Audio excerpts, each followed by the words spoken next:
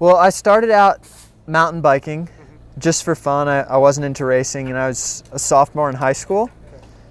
And I did that for a year or two, and I went to my first mountain bike race, I think when I was a junior, and gradually got into doing some mountain bike racing, picked up cyclocross, and in 2010, that was my first year racing on the road.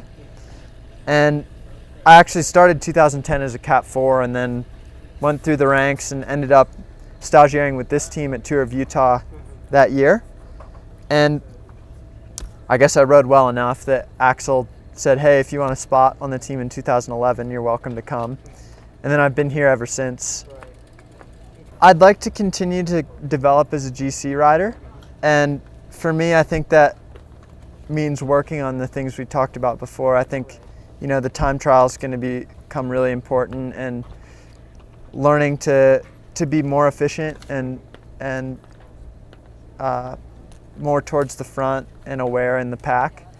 Especially,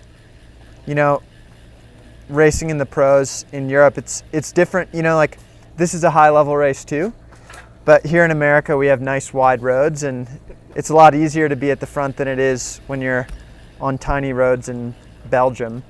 And so it's maybe the level of the riders isn't that much different here, but that's definitely another element. And I think for sure that's going to be something that might be tough for me at first, and I'll be looking to improve on. One thing I've noticed in these pro races, having done California and then Utah last week, is that the pro teams are a lot better at controlling the race. So it's a lot more predictable, and you kind of know what to expect. Like, the first hour is going to be fast, it's going to be hard, and then a break will go.